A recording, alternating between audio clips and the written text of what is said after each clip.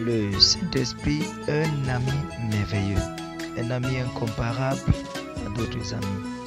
Le Dieu Tout-Puissant habitant en nous. Il est toujours là avec nous tous les jours, quelles que soient les conditions, les circonstances, les situations par lesquelles nous traversons. Le Dieu Tout-Puissant, Saint-Esprit, il est toujours avec nous. Recevons plus de lumière dans cette vidéo, dans une atmosphère de prière. Bon visionnage.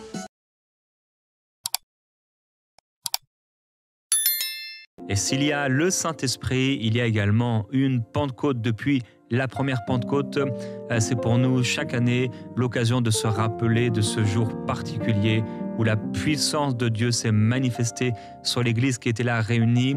Ils priaient tous ensemble dans un même lieu et tout à coup, il y a eu un tout à coup. Et je crois qu'il y a pour toi cette semaine un tout à coup de Dieu, que l'Esprit de Dieu te remplisse à un point tel que ta vie ne sera plus jamais la même. C'est ma prière pour toi, que tu sois rempli de l'Esprit.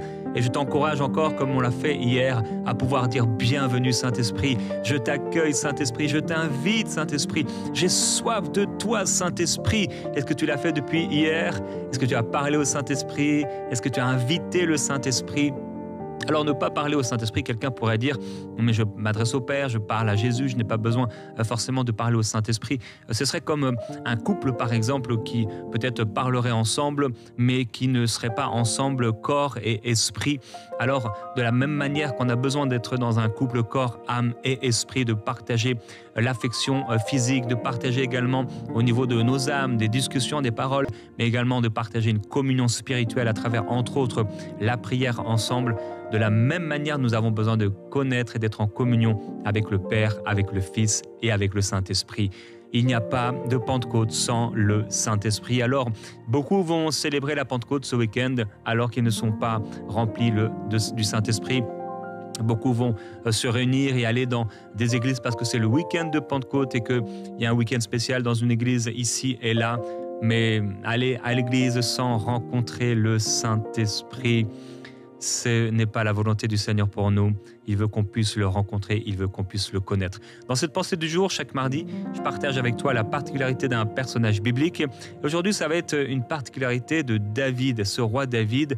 Et l'une de ses particularités, c'est que c'était vraiment un amoureux du Saint-Esprit.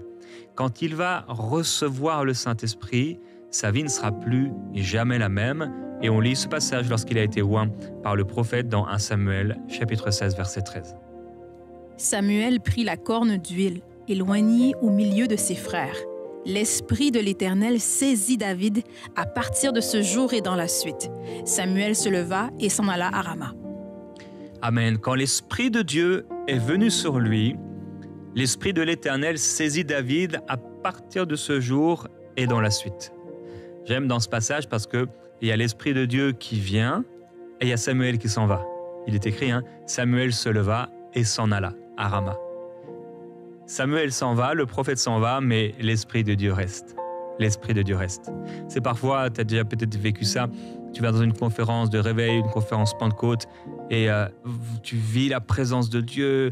Il y a un prédicateur rempli de l'Esprit peut-être qui prêche l'Évangile, quelqu'un peut-être qui prie pour toi, et tu ressors de ce lieu, waouh, tu dis oh merci Seigneur et tout. Tu as rencontré peut-être cet homme de Dieu, cette femme de Dieu, mais elle n'est plus là. Voilà, vous n'êtes plus en contact, mais il a comme laissé quelque chose et plus quelqu'un. Quelque chose pour l'onction, quelqu'un pour la présence de l'Esprit sur toi. Et c'est ce qui s'est passé pour David. Le prophète est parti, mais l'Esprit de Dieu est resté. Et David a chéri la présence du Saint-Esprit. Il était là derrière les brebis, il était là avec ses instruments, il louait Dieu, mais c'était plus la même louange. Il chantait Dieu, mais c'était plus les mêmes chants.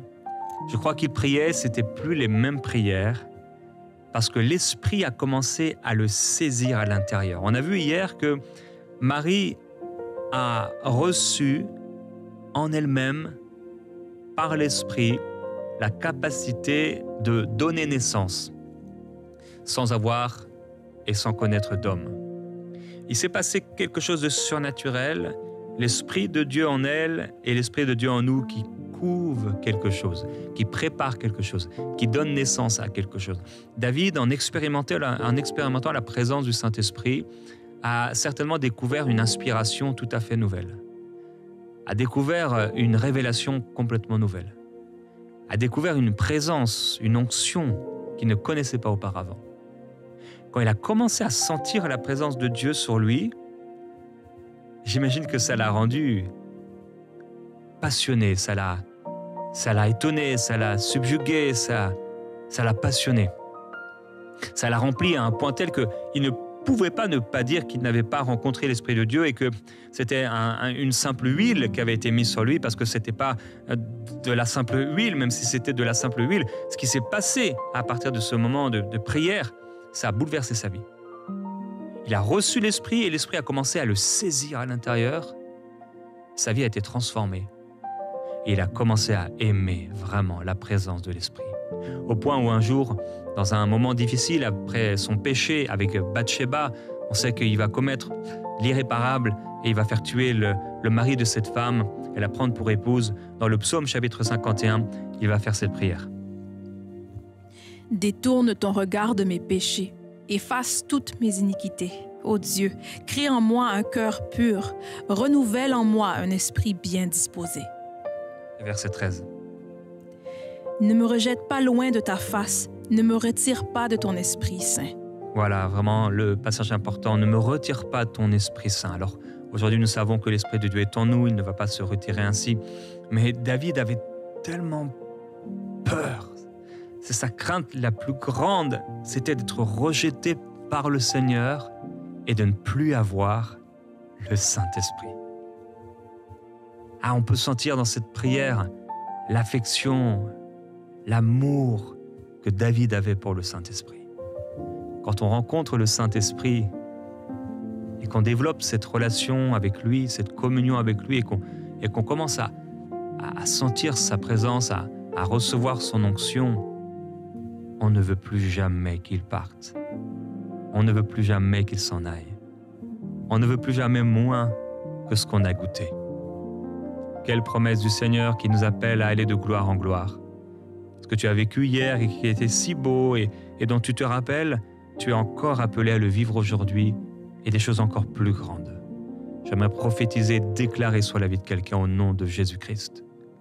Que ce que tu regardes est comme étant quelque chose de passé, d'oublié, un souvenir extraordinaire avec Dieu, mais qui n'est plus aujourd'hui dans une réalité dans ta vie.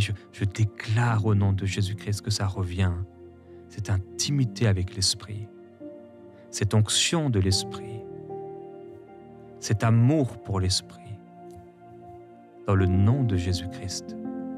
David a dit, « Oh, s'il te plaît, Seigneur, ne me retire pas ton Esprit Saint. » Il a pu dire à la fin de sa vie, on voit sa dernière prière, une déclaration dans 2 Samuel 23, et il dira à propos de lui, « Je suis l'homme placé loin de Dieu. » Celui qui a été oint par Dieu, il dit, « L'Esprit de l'Éternel parle par moi. » Cette intimité avec l'Esprit, cette communion avec l'Esprit lui a donné non seulement de ressentir et de vivre pour lui-même, maintenant de parler par l'Esprit, de vivre par l'Esprit. C'est ce que Dieu veut pour nous.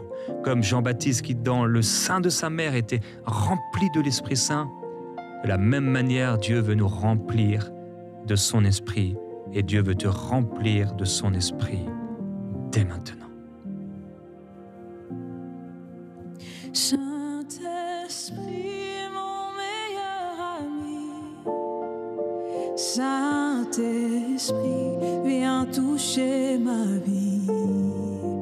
Saint-Esprit, mon meilleur ami, Saint-Esprit, viens toucher ma vie. Saint-Esprit, mon meilleur ami, viens glorifier Jésus-Christ. Saint-Esprit, mon meilleur ami, viens glorifier Jésus-Christ. Alléluia. Saint-Esprit, Le Saint-Esprit. viens glorifier Jésus-Christ. Un ami merveilleux. Saint-Esprit,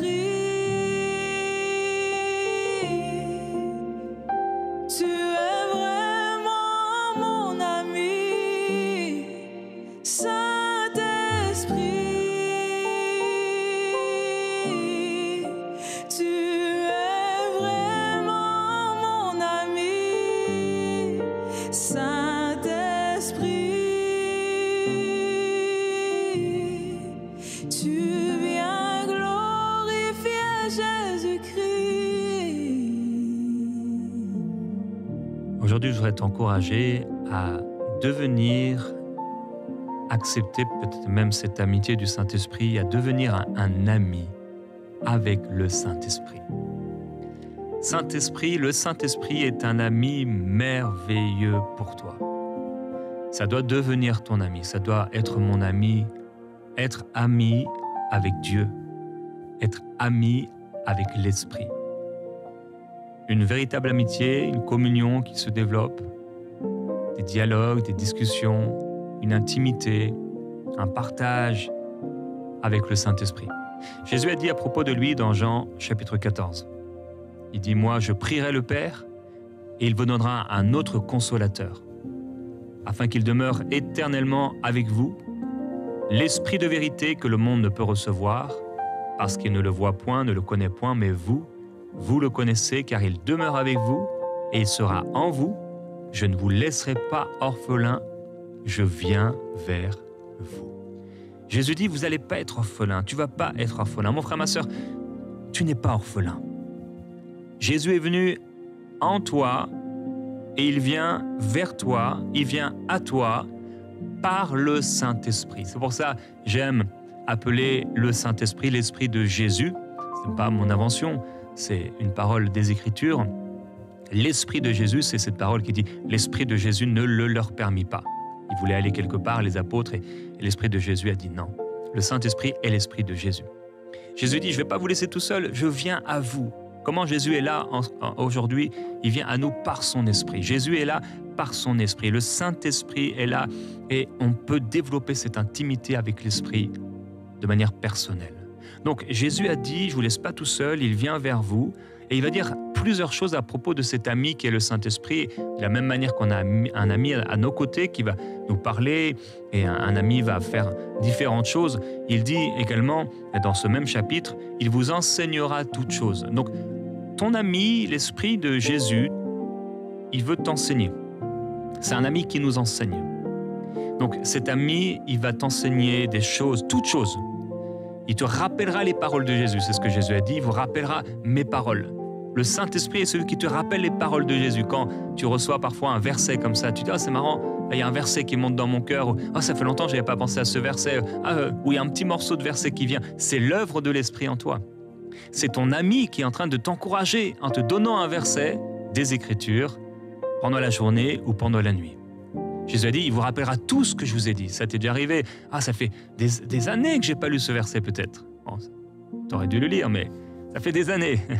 On devrait lire la Bible régulièrement. Et dans Jean chapitre 15, il dit, Jésus, il rendra témoignage de moi. Il parle encore du Saint-Esprit. L'Esprit que le Père enverra, il rendra témoignage de moi.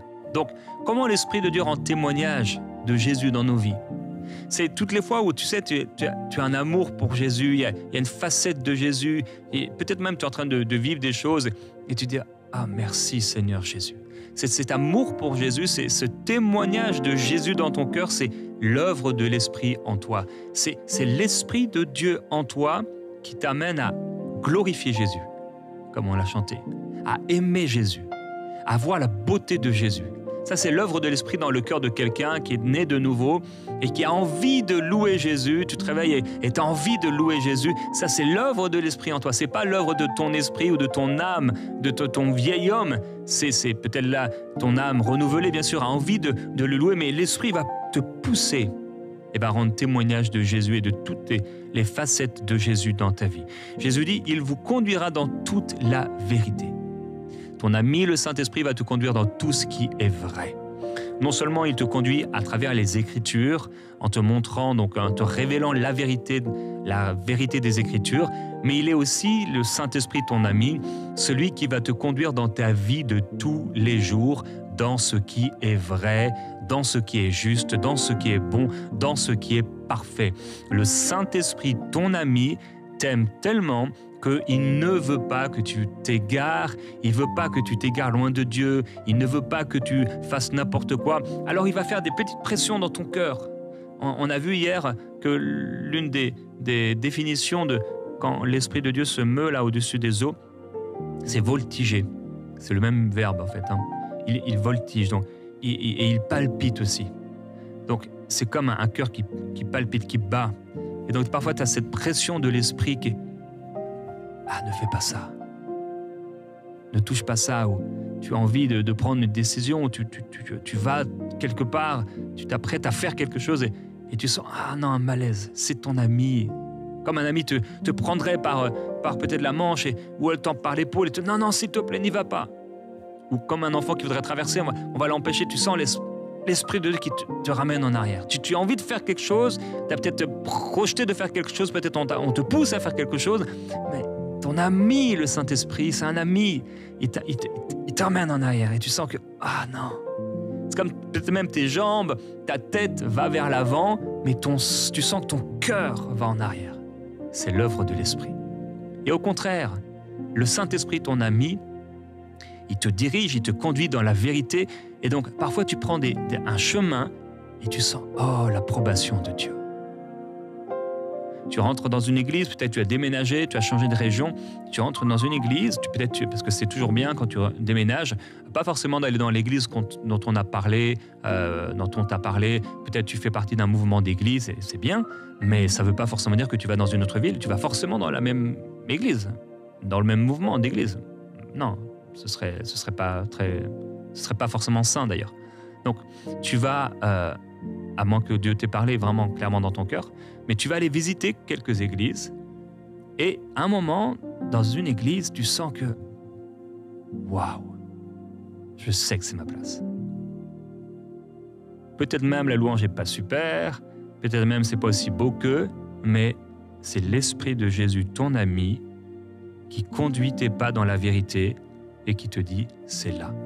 Ça ne veut pas dire que l'autre église n'était pas dans la vérité ou qu'elle était mauvaise, mais c'est que c'est pas pour toi.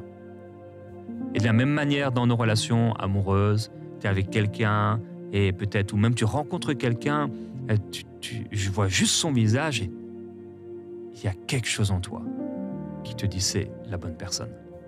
Alors je ne parle pas des émotions et des sentiments qui peuvent nous tromper, mais de l'Esprit de Jésus qui te conduit dans la vérité.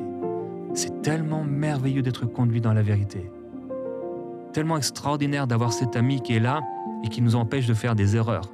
Ah, si le Saint-Esprit ne m'avait pas été donné, et si mon épouse ne m'avait pas été donnée, si mes amis ne m'avaient pas été donnés, j'aurais fait tant d'erreurs. Je suis un fonceur, alors tu fonces, c'est bien, tu fonces, mais quand tu fonces, tu peux faire tellement d'erreurs.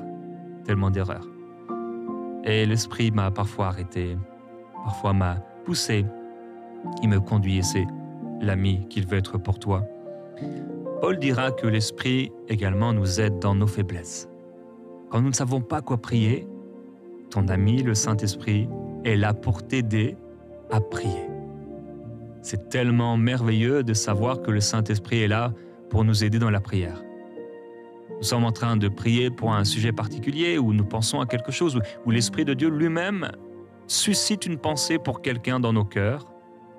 Et comme on est en communion avec lui et qu'on écoute sa voix et qu'on est sensible, bien tout à coup, on va commencer à prier et tu ne sais pas vraiment pourquoi, comment prier dans cette situation. Et l'Esprit de Jésus va prier à travers toi et il t'inspire. Ça s'appelle prier par l'Esprit.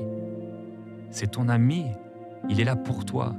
Il veut t'aider dans la prière, il veut t'aider dans tes choix de vie, il veut t'aider dans ta vie. Il veut t'aider dans tous les aspects de ta vie. Oh, merveilleux Saint-Esprit, nous voulons être à ton écoute. Nous voulons t'écouter, nous voulons écouter ta voix. Dans Actes chapitre 13, on peut lire avec toi, Marie, ce verset 2. Pendant qu'ils servaient le Seigneur dans leur ministère et qu'ils jeûnaient, le Saint-Esprit dit « Mettez-moi à part Barnabas et Saül pour l'œuvre à laquelle je les ai appelés. » Merci Seigneur d'avoir le Saint-Esprit qui a dit. Le Saint-Esprit parle, c'est une personne. Ils servaient le Seigneur ensemble, mais les choses sont devenues si claires quand le Saint-Esprit a parlé. Saint-Esprit, merci parce que tu parles.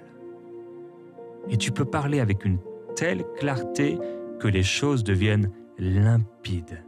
Et nous savons que nous savons. Alors le Saint-Esprit a parlé, ils étaient réunis, l'Église était réunie, les apôtres étaient là, et ils connaissaient le Seigneur. Mais ils avaient besoin du Saint-Esprit. Sans lui, nous ne pouvons vraiment rien faire. Et le Saint-Esprit a dit. Et quand le Saint-Esprit dit, les choses sont claires. Ah, quand le Saint-Esprit parle. Ça a été un moment dans l'histoire de MCI, quand le Saint-Esprit a dit, et on était encore, enseigne-moi, que je puisse être mis à part pour le ministère de la parole. J'étais dans l'administration, je gérais beaucoup de choses à MCI, enseigne-moi.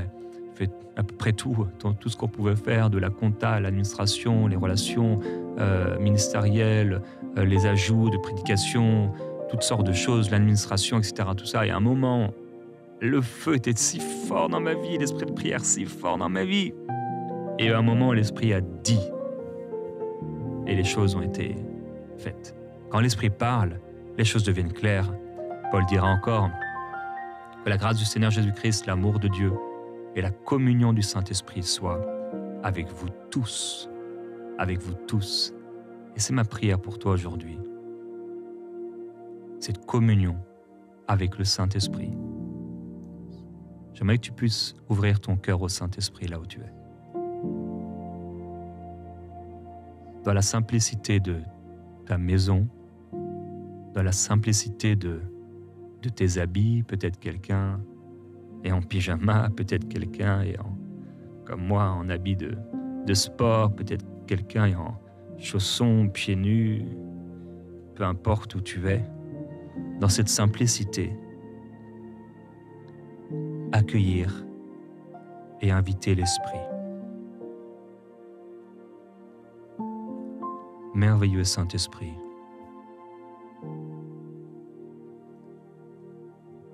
quand David a reçu cette huile, il a été saisi par toi. Et tout a changé.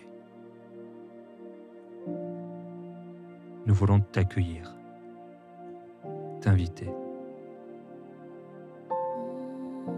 Saint-Esprit, tu es la vie de Dieu. Tu es Dieu. C'est toi qui rends vivant Jésus dans nos cœurs. Saint-Esprit, je désire vraiment t'inviter dans la vie de mon frère, de ma sœur. Et comme une prière à ce que tu puisses devenir son ami.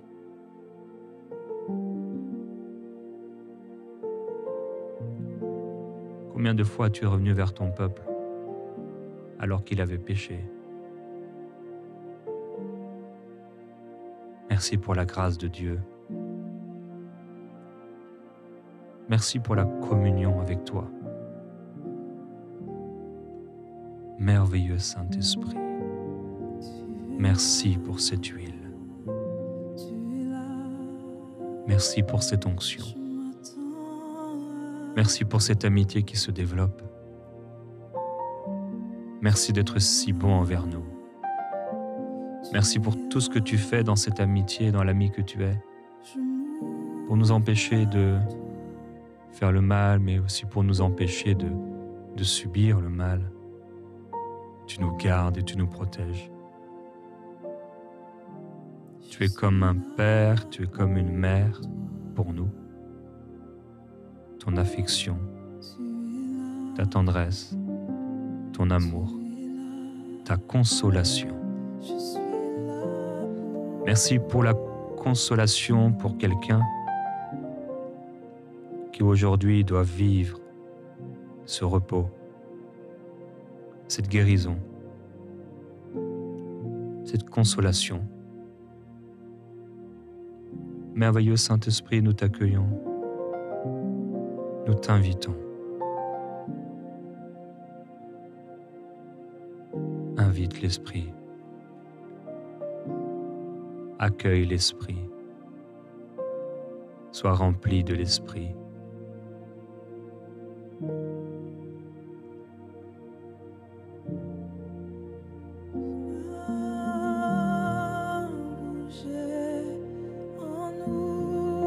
Tu viens te mouvoir.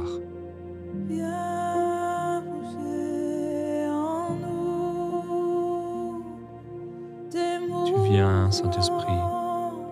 C'est ce que je veux.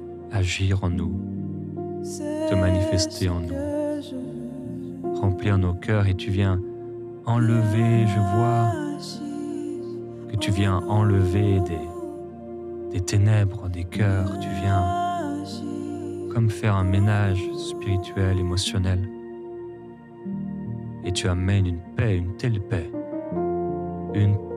Quelqu'un reçoit la paix dans ta situation familiale, quelqu'un dans ta situation au travail, c'est si difficile. Mais la paix de Dieu t'est donnée par le Saint-Esprit. La paix de Jésus-Christ. La paix du Seigneur dans tes pensées pour quelqu'un qui a perdu sa maman, quelqu'un qui a perdu un être cher, et depuis que tu l'as perdu, depuis toutes ces années, c'est comme s'il y a toujours eu un manque. Quelqu'un qui s'affole, peut-être qui s'inquiète pour peu de choses et qui a besoin de revenir à l'essentiel. Quelqu'un qui a besoin de s'arrêter pour ne pas prendre de mauvaises décisions. Quelqu'un qui a besoin de revenir à l'esprit pour ne plus agir dans la chair. Quelqu'un qui a besoin de prendre le temps, s'arrêter avec Dieu.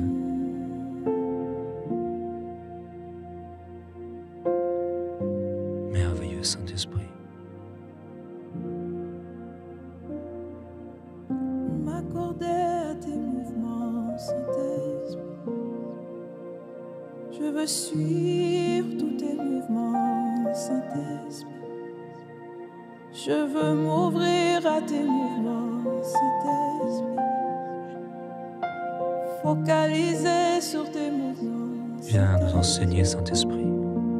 Je veux apprendre tes mouvements. Enseigne-moi ce qui m'est caché. Enseigne-moi ce que je ne comprends pas. Révèle-moi ce qui m'est caché. Viens me révéler. Ouvre mes yeux. Dis-lui, ouvre mes yeux, Saint-Esprit. Rends-moi sage. Donne-moi ta sagesse. Ouvre mes yeux. Ouvre Merveilleux Saint-Esprit. Que mon cœur soit pur pour toi. Que ma vie soit sainte. Que mes voies soient droites. Redresse-moi, Que mon cœur te plaise. Merveilleux Saint-Esprit. Purifie-moi, Saint-Esprit. Merci pour la direction de l'Esprit. Merci parce que tu me diriges, tu me parles, tu me conduis dans la vérité. Parle-moi, Saint-Esprit. Dis-lui, j'ai confiance en toi. J'ai confiance en toi, Saint-Esprit, que tu me conduis dans la vérité, que tu me diriges, que je ne suis pas seul. Tu es là, Saint-Esprit, et je t'invite encore, je t'accueille encore. J'honore ta présence et j'honore ton ministère. Merci, Saint-Esprit. Je t'aime, Saint-Esprit. Merci, Saint-Esprit. Je veux être ton ami, Saint-Esprit. Te donner de la place. Plus de place. Plus de pensée pour toi. Plus d'attention à ton égard. Merci, Saint-Esprit.